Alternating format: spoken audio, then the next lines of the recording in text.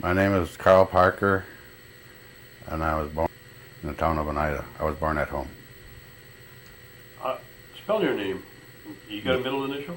D, Why don't you spell it? the last name. All three. All three? Oh, Carl, D, the middle initial, and Parker. What's the D stand for? David. And the date of birth again? May 29th, 1939. And you were born in the You know, town. Oneida. Mm. You were born at home. Yes. What's the name of your mother and father? Andrew and Celia Parker. And your mother's maiden name? Silas. Can you remember anything about your grandparents? Do you remember their names? Yeah, my Mary Johnson on my mother's side. Well, she had an Indian name called Hip. She was a midwife. She brought in a lot of people from the Oneida area into the world. And I don't remember who her. She was married to a Johnson at one time, but I don't know his name. And then her mother was and that we don't have no record of either. But she was a French lady, girl, woman, whatever. And on my dad's side, he came from up north. His mother was Mary.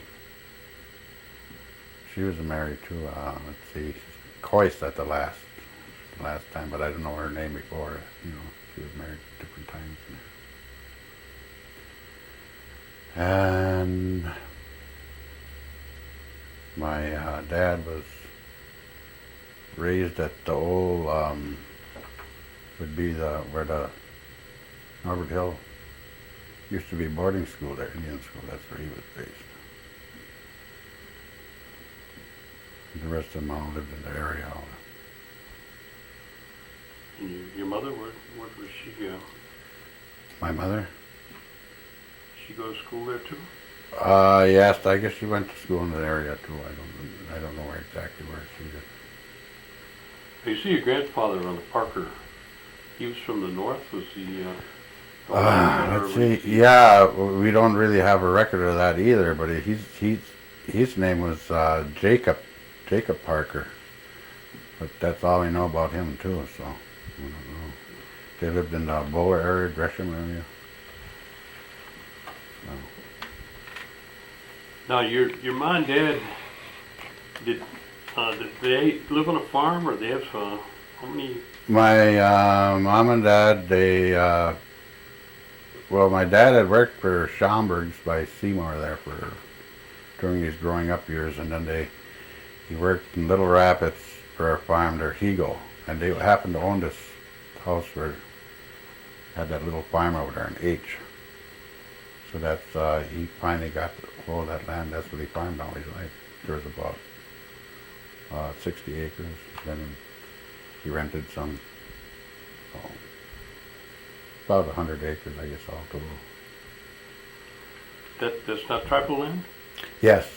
It's tribal land. Mm. Let's see.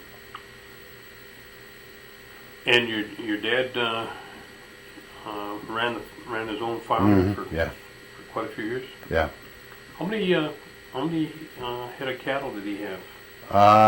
Let's see. Usually at the end, I remember it was like about 20 head of cow. It was small standards, but he made a living off of it. You couldn't do it nowadays, but I mean, you know, that time he raised all his kids on it. So. Any other animals that you had? Horses, team of horses, and that was about it. Team of horses and cows. And your mother, did she? What type of work did she do? Well, she helped him on the farm. She was up in the morning milking cows and everything. We didn't get a milking machine until way later now. Must have been in the 50s. They were all milked by hand. Pump water by hand for the cows, cattle.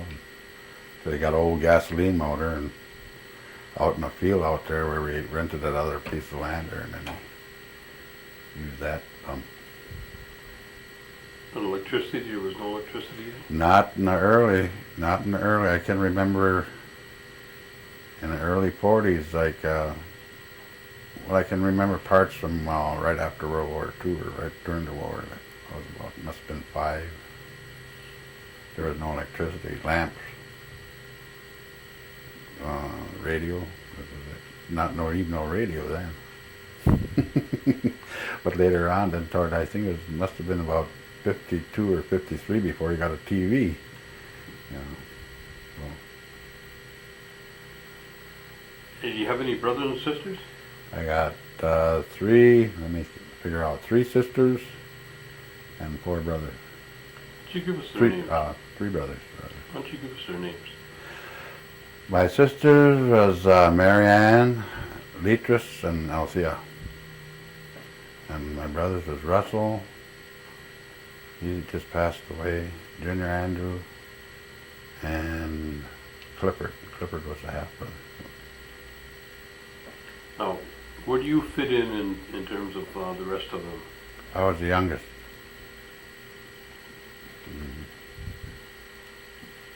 Did your parents speak to you in terms of how far they went in their education? They didn't go very far. I know my dad only went to about the 3rd grade, he said. And your mother? And my mother, I never did really find out about that. I don't know if she finished grade school or not. I know she didn't have no high school. Did they speak Oneida? When we were young, all the time. Yeah, they were fluent in that language, but we never picked it up. I think my sisters can understand, you know, some of it, but I never. It's a shame we never picked it up. We could have carried it on, you know. But well, when you're young, you don't think about that, you know. But they talked it all the time at home.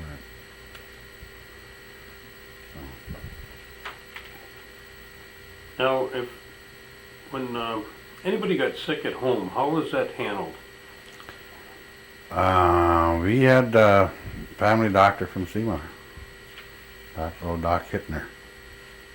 And I believe he's the one that brought me to that home. In fact, I didn't even have a birth certificate when I went to sign up for Social Security. I didn't have one. I wasn't even born. Did your parents have any kind of remedies that they used? Oh yeah, you mean for cure, you know, for yeah. Different ailments? There was I can't remember the name of that root. I know that I used to use it for toothache, colds, whatever. It was a bitter root. I don't remember. Used to chew on that. I heard the name, but I forgot it now. And she made some kind of a concoction out of old Watkins liniment was one of the things we used for everything. She used to, for a stomach ache, she used to give us that, mix it with sugar and hot water. I don't know, that's a lot of things. And you get an earache, then my dad used to blow his pipe smoke in my ear. I don't know if that was good or not either. But that was the old belief, you know, a long time ago. Or putting hot oil in an earache and a lot of vapor rub, I remember. But it's, there was a lot of, my grandmother I know had a lot of, there used to be a guy too, his last name was Smith, that used to come around and sell these Indian medicines and herbs. But I don't remember him anymore, you know. Did you spend any time at all with your grandma Gunhead? Yes, we visited over there quite a bit. She chewed tobacco, smoked a corncob pipe. She chewed plug in old summertime, they used to call it. She was nice. I always had green onions on a table. And a lot of green tea, only green tea. Did she have a lot of things for ailments? I believe she did, but I can't recall anymore. It's been so long ago, you know, so I don't recall any of those. Now, do you remember any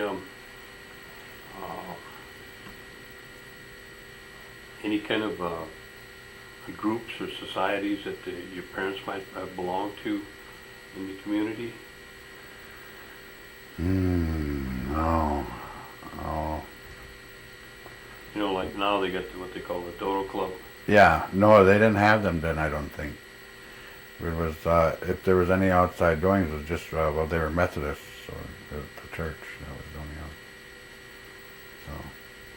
So, Is that where you attended to? yeah, This? yes. Who was the pastor at the time? You were young? Weinberg, Reverend Weinberg, I remember him, and his wife, but I forget her name. But I can still picture him, I can remember how they looked.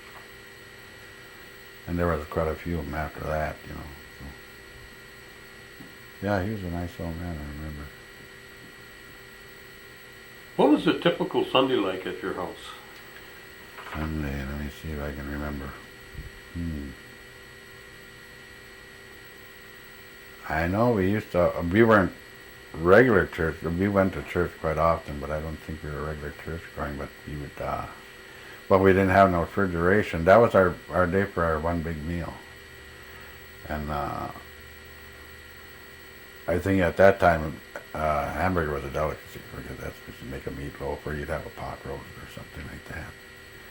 But my mom and dad usually raised all their own vegetables and stuff. They had, you know, potatoes and all that stuff. If I remember right, I think there must have been 6 of us at home, and we had she had a grocery bill up at the Chicago Corners, and she fed all of us like on $70 a month at that time, which was cheap. You know? We raised mostly all our own, and the meat and all that, he usually butchered his own, my dad, pigs. Not cows, well, cows he would take out, have somebody do that, but the pigs he used to. Farmers would all get together and do that. And we'd have our big meal and never had no jello except in the wintertime. You didn't have no refrigeration. I don't even remember, it was quite late before we even had a ice box, I think. We had the old outhouse. Yeah. Well, what was your responsibility at home when you were young? When I was really small, my main job was to cut the kidling, and we had the old shed out there in front there where we piled the kidling and cut the wood and bring the wood in, because my dad, we just had one small wood burner in the kitchen, because I remember in the wintertime you get up and there'd be ice in a wash bowl, and you'd have to start the fire up again, you know. It was it wasn't easy living like it is now. It was rough. And all, well, I used to help with chores like that, and then when I was small, go out and help in a barn before I went to school. Feed the cows and sometimes milk a little bit and bed them and stuff. And come in and clean up and go to school. Went to one Pine Grove. I don't know, you must remember Pine Grove. That was where I went to school. Even there, the outhouses were all outside yet when I was young. That's a long time ago. Did you, at any point, did you have to handle the team? Oh yeah, I drove them. We had where we hauled in the hay. We didn't have no big enough barn to put any hay in, so we'd just make big stacks outside, and they had this cable with the hay forks where you dug them into the hay off the wagon. They had old hay loaders that dumped the hay on a wagon, and then they come in, they'd had this cable with the two, like a tripod on each end, this cable up. You hooked the hay in there, then it would pull it up, and we had the team of horses on the end there, pulling down the lane, and they'd bring the hay up, and then they would ride that cable up, and then they tripped the fork and dropped the hay. And then that's how I made your haystack. And thrashing, that was all done by the whole group of farmers in the area. Had one thrashing machine go around, thrash for all the farmers. Big time to get a lot to eat and a lot of pop to drink. Yeah, I mean, we did all, mostly, we all, when we were small like that, we all had our own, you know, you helped with all the farm chores. Or pumping water before we had I hated that because your arms get tired pumping for cattle. I mean, yeah, it gradually got a little better. They got a gasoline engine for that, where we had a pasture way back at Jocelyn Skindler there. So then you could just go there in the middle of the day and pump the water for the cattle. And go get them at night, bring them back, you know. Because there was that area back there, and then they had just the home was only 40, I believe it was 40 acres. What did you do in terms of recreation? Let me see, I can remember that old car my dad had. He used to, when I was real small, because I remember that I used to cry when they'd go see these old cowboy western shows, you know, and them guns and fire, and they'd have to take me out there, he said, because I'd start to get scared. He'd take us to De Pere. They had 4 show houses in De Pere. On a Saturday night, he'd take us there for movies. Yeah. That was the extent of that, or going to, like I said, different things at church when they were. And then there was, got older, there was the MYF at church, so then once a week we went there, I remember. And then in the summertime we go picnics and picking berries and stuff, and take our lunch along, picnic lunch and stuff. Things were more simple then. You could ride a bike. Hunting and fishing? No, I used to hunt a little bit a long time ago when I was small, but I guess I don't care to kill anything anymore. I haven't hunted in probably 40 years. I kind of got away from that. And fishing, I never did too much of that. So I don't know.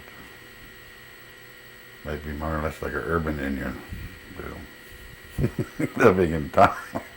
All right, tell me Christmas.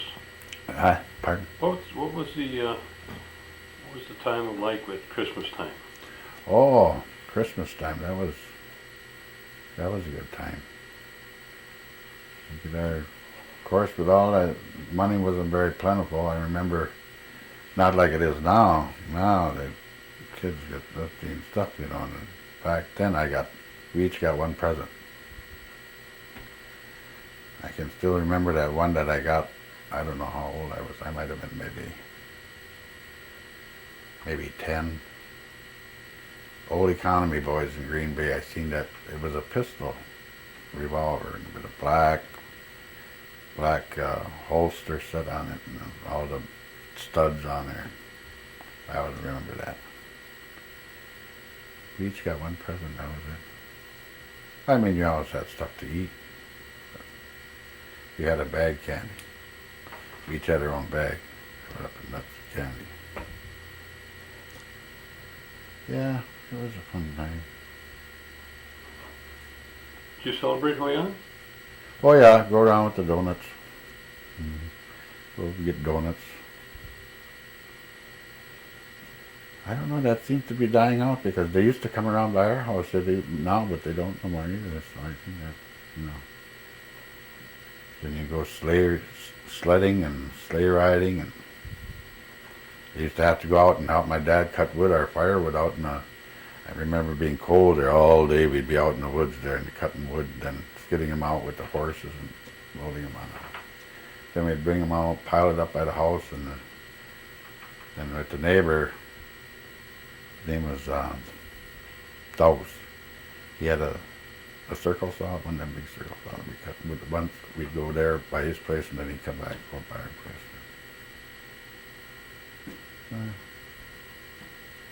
Make a big pile of wood for the whole winter. What other holidays did you celebrate? Or that you can remember? Let's see. I always remember the 4th because there was, you messed around with them little fireworks and stuff.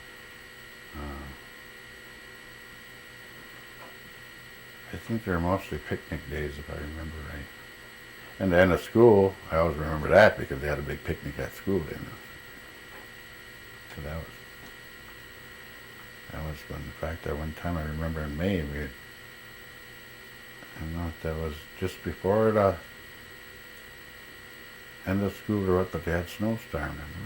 I mean, it didn't stay, but there was about 3 inches of snow on the ground for in May. That was a lot. That had to be back in the 50s somewhere, early 50s. Do you recall any involvement of your grandparents or your parents in the tribal government? No, they didn't. They weren't. They weren't too involved in that because I think because they didn't have the education really, so they didn't get involved in that at all. No. I do know one thing he made a mistake was he used to pay personal property tax, and all of a sudden my daughter said, "Are you paying personal property? You live on Indian land." So then he got away from doing that for a while. He didn't know the difference.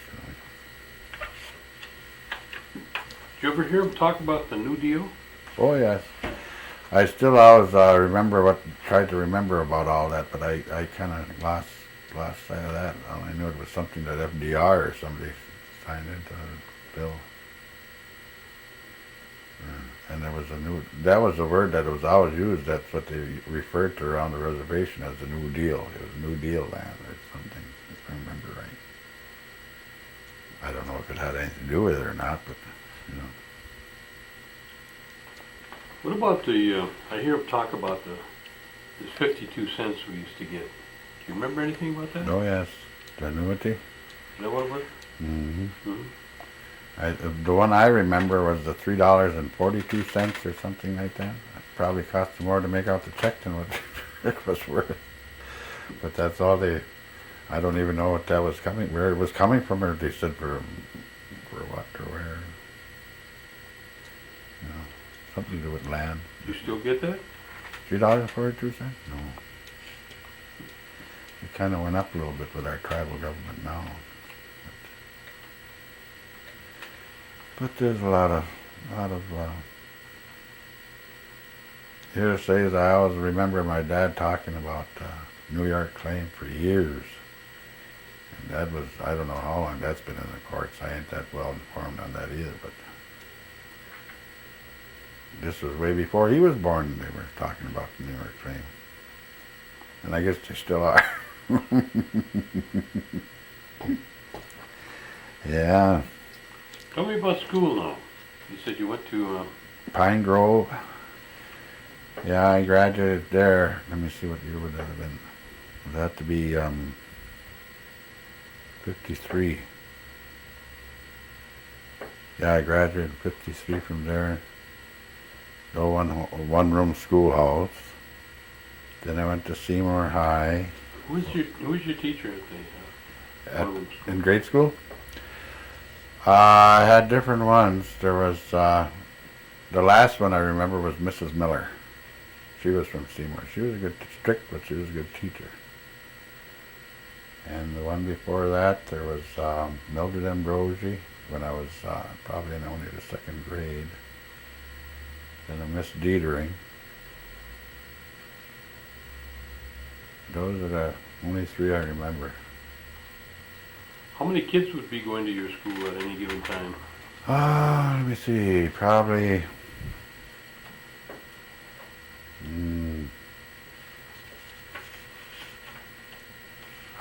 I can't really recall. I would say probably around 26, somewhere in there, 25. I couldn't say for sure, I don't really remember, but I'd say about maybe 30, maybe. Then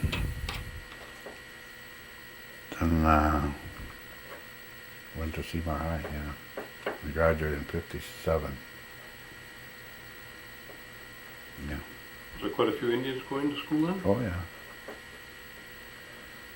In fact, well, me and you were in there together at the same time. Yeah, there was quite a few, I believe. Quite a few. I don't know. Now you hear about them always having trouble off and on. I don't believe we ever had any trouble back then, really. You know. I thought, well, they always say there's nothing like the 50s, you know. The old saying. It was a good time. Is there any activities that you were involved in school? Let's see. I don't. Not really. Not any act. Oh, I played. I tried out for different sports, but I don't know. I think I made a baseball team for a couple of years. 2 years, something like that. Basketball as a freshman, but I didn't really make the team. I don't believe. I think it was just, you know. And I think that was the extent of it. And interscholastic sport. But there was all other things, you know, like, you know, noon hour basketball and stuff like that. I just messed around with that. They wanted me to try out for play once, but I couldn't read the lines right. I wasn't an actor, I don't think. Weren't you more of a singer than an actor? I don't think I could sing either. I remember singing and I embarrassed myself up there. Everybody backed out on me and I was the only one up there, and I made it through it. I don't know how I did it, but I did it. So that was one of the episodes I want to forget.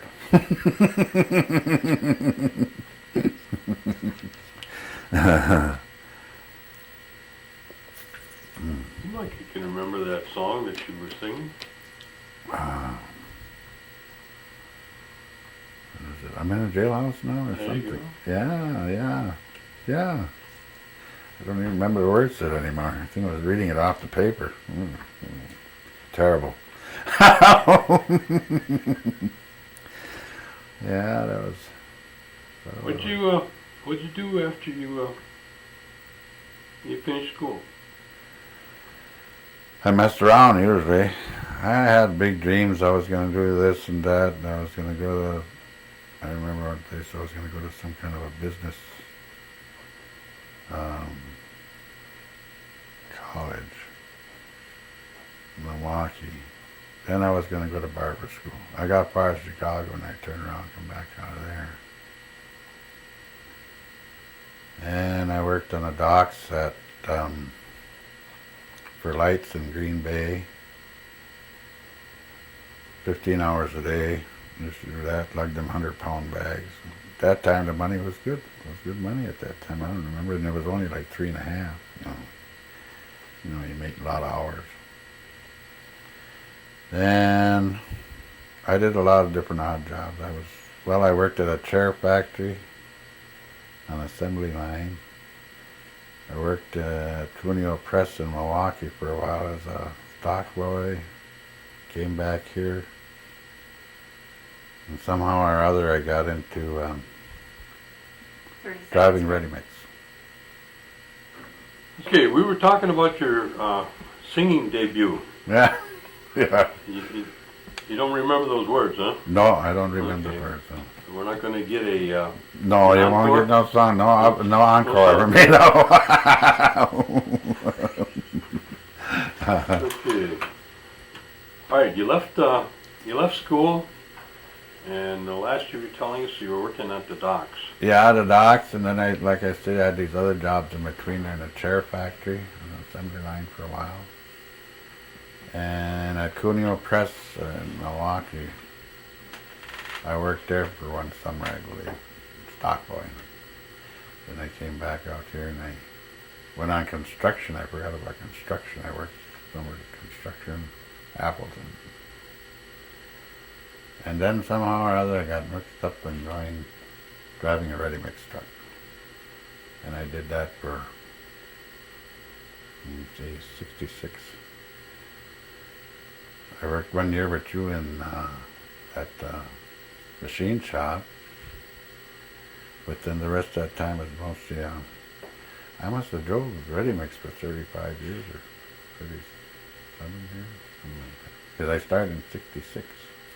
So I figure 67, 77, 87, 97. I retired 2 years ago, so. Did you Did you go into service at any length of time? I was in reserve. I was in the 32nd. In fact, I got 2 discharges. One time when I was going to school, I had the 3-year stint done at Company B in Green Bay.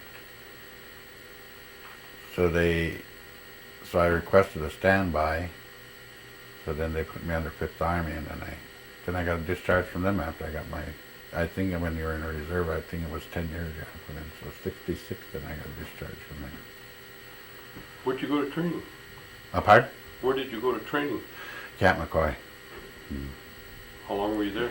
Well, just them 2 weeks every summer camp. Yeah, summer camp in the summer, 2 weeks. Did you go any active duty at all? No active duty. No. I think it was a mistake on my part. I probably would have did better in my life by going away. Because I got involved in drinking and, messed my life up totally.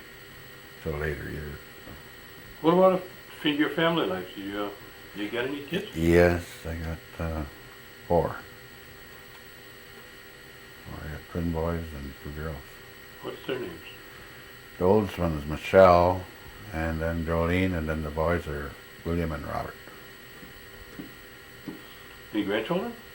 Yes, I can't remember all their names. I must have about 13. 13 grandchildren? Mm-hmm. Oh. Yeah. 13, yeah, 13 is Now you say you were driving truck for a long time. yeah, yeah. That's 35, I'd say about 35 years. What other hobbies did you develop along the way? Well, not really too much. Well, but in my younger years, I played county league ball, baseball. That was, I think, well, you were playing at the time, I think. I don't know how many years you played in there. 5, somewhere in there. That was the only thing that I never really had any other hobbies that I really took up. I don't think. Like I say, when I was young, I hunted a little bit, but that wasn't, not much.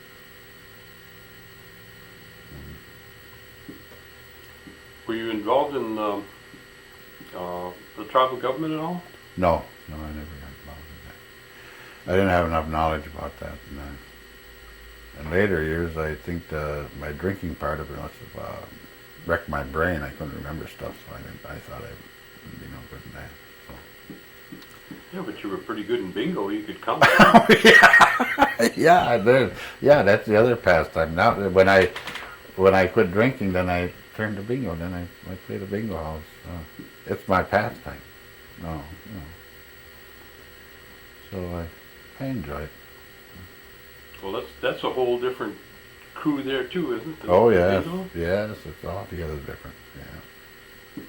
You have the hard timers and the ones that like to go in and enjoy themselves, which I do. I go there and enjoy myself. If you win, it's a benefit. That's all.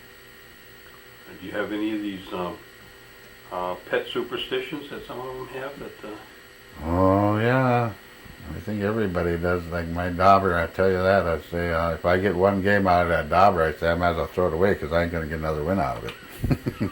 That's something. Is that true? That some of these people they got the same spots and Yeah, there's one old man there that has a big nickel horseshoe, nickel-plated horseshoe. He sits on that when he plays. that must get pretty hard, doesn't it? He does. He sits on there. Yeah. But the last time I seen him, he said, "I'm not coming back anymore." He said, "I haven't won here in 3." One of those kind of deals. I haven't won here in all month. He said, "I'm not coming back anymore." And the next week you'll see him back there again. But how often do you go over there? I usually play. I've been playing the night owls. That's the late games on the weekends, probably 2 nights a week, something like that. Sometimes 3. When I was working, making good money, well, then I'd play more often. But now, can't do that no more. So, because it takes money if you. Not unless you just play absolutely, nothing. Well, that ain't no fun either. Well, how many do you play up? I played a 2 6-packs all the time. And if I got extra money, then I'll buy the computer. Oh yeah? Oh yeah, that cost $100 for a computer and a game. I won last spring. I won on one period where about a week and a half I took $2,400. But then it quit. It's like anything else. It don't run forever. You know. You didn't sit on that horseshoe, huh? No, I didn't sit on no horseshoe. That guy. He's quite a guy. He's an old guy. He works in a greenhouse in De Pere, I believe. I always say old. He might be younger than I am. I don't know. What other hobbies do you have outside of I think bingo? You mainly that's the only thing. Or then I like to go to them. We went to see George Jones up at Kashina this summer. I like to go see the old singers, the ones that I knew. The music nowadays, it's altogether totally different. To me, it isn't in music yet. You know. like to hear them sing that I'm in the jailhouse now. Yeah, right. You know, the old rock and roll stars I used to like to go and see. To me now, it's just talking. I don't rap music. Have no interest.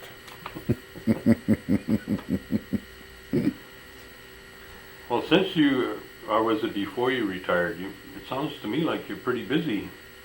Mm-hmm. I know In fact, the more I thought when I quit the Red D, when I retired, that I'd be done running, but I'm still running all the time for the church or my sisters or my brothers. There's always some of my kids. There's always something going, so I just don't have much, you know. Then you got to be there at a certain time. I thought my days are done with that when I quit driving. It keeps me going, you know. I don't get bored, that's for sure. Well, you've got a pretty active group at church there, don't you? The what? You got a pretty active group that you work with at church. Oh, yes, and that's another thing. In fact, that would take up all your time, and you wouldn't have no time for anything else. You can't exactly do that either. The pastor would like us to, but in fact, one of my friends, you know John, he had to get out of there. All the time on a go, and he's got a family. He can't, you know. In fact, sometimes I wonder how the pastor gets by. I don't think she gets too much time to spend with her kids, you know, because she's very active in the church. She's getting the church going, in fact, really. Well, they got a session up there on, what day is that, where everybody can go up there and, is that Tuesday? That the elders come up there? Oh, that meeting, you mean for the meals, you mean? Is that what it is? Yeah, the meals every Tuesday. What is it, what happens on that day? Well, my sister, there's they cook a meal for the elderlies on that day. They have a noonday meal there. That's every Tuesday. And then, like, let's see, today was their Thanksgiving. I missed out on it because of the funeral. Yeah, their Thanksgiving dinner today for them over there. So I help them haul the groceries because my sister, Al, you know, she's old. I haul the groceries in when they get it on Monday morning. And then like today I usually help them clean up, but today I can't because I gotta go into Green Bay today. You still gotta make another run after this? Yes. So it's closed off my day, really. And now I don't feel it. I told you I was hauling them groceries to the Salvation Army yesterday from the church, and then I missed my step and I twisted and pulled a hamstring in my leg, so now my leg's bothering me. Could be getting old, I don't know. You ain't watch your step. Gotta be more careful. Now, you've been around Oneida, I guess you'd say all your life. All my life, Yeah. yes. And you've seen a lot of things come and go and a lot of changes. Oh, yes. What's your opinion in terms of the development of the gaming industry here within the tribe? The pluses and the minuses. Did you see? What do you see? With the gaming industry, for tribal benefits, it's great. You know, I can't see, I can't find any faults with that. There's it's the goose that laid the golden egg, I think.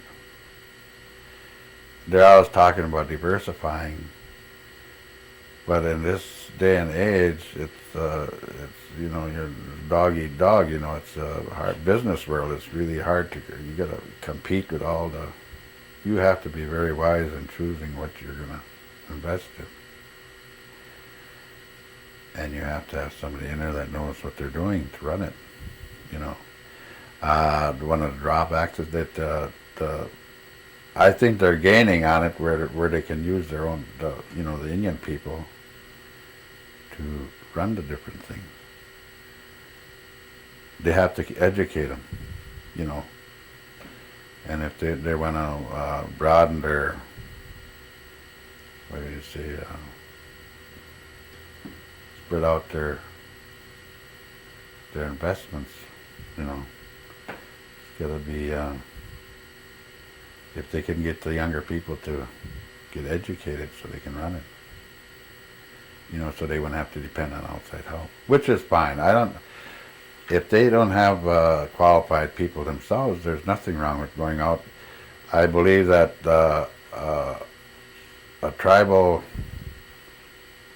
any tribe, I don't believe you can't survive in this world without cooperating with the surrounding area. You can't isolate yourself, because they're the ones that keep you going, you know. You got to, not cater to them, but I mean, you got to work with them. And I think that's good for the whole, economically, it's good for the whole area, you know. I know they're going to say, well, they bring in, you know, different adverse characters, or, you know, this and that, and some people get addicted to gambling, which is, well, you're going to have that no matter what, you know, whatever community you go into, because they had gambling here way before the tribals started that. But I would say I think it isn't my, because I'm not in any politics or anything, but in my point of view, they have been picking bad business opportunities, or I'd say bad businesses to I don't know the full story, you know, but some of them think that business is failing because they're picking, I don't think their choices are too good, you know. But you see that in any white civilization artist, you know, they fail. Try it, you know. I don't want to be down on everything they do. I'm not, you know, because they came a long way. There was nothing here before. And I think the gaming brought them schools, health, a lot of housing, so, which is very good, you know. And it gives them recognition. And maybe the Oneida tribe is a little more advanced than the other ones. I think they're more, you know, I think they're probably one of the better examples, maybe, say.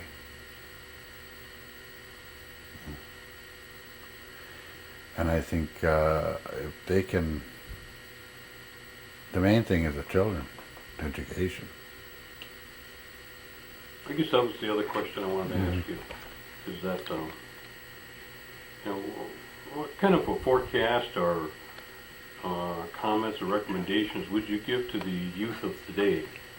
You know, these 13 grandchildren that you have. Mm-hmm. What kind of advice would you share with them?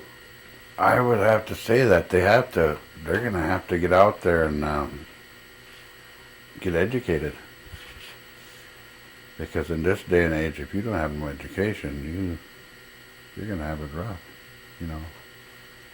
in order to make a living in this day and age. It's without an education or without any special trade. That would become first education. And to stay off from the bad road leading to drugs and drinking, which was my downfall. Not the drugs, but the drinking. But nowadays they lean toward more the drugs, so they're going to have to be educated in everything about them, or about the different bad influence, so that people could get on them. If you get in with the wrong crowd, you have to, because it's too easy. Everybody's looking. The world is moving too fast, and they want to get the quick fix, make them feel good or something. That's a bad way to go if they get in that area of drugs and drinking. It's not good. I think mostly to just lead a good life, and because I've seen too many good people go down the drain, and they were smart people,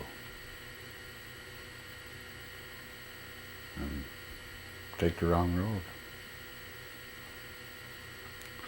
I know in our AA group we used to say the red road. You got to take the red road if you want to stay clean, work, educate yourself. Did I miss anything? Not that I don't know. You could have. Like I say, my mind don't work so good anymore. We're still not going to get that song out of you? I don't remember the words. I know that for sure. Molly said she'd help you. No, I kind of forgot the words to that. Okay. We're in the jailhouse.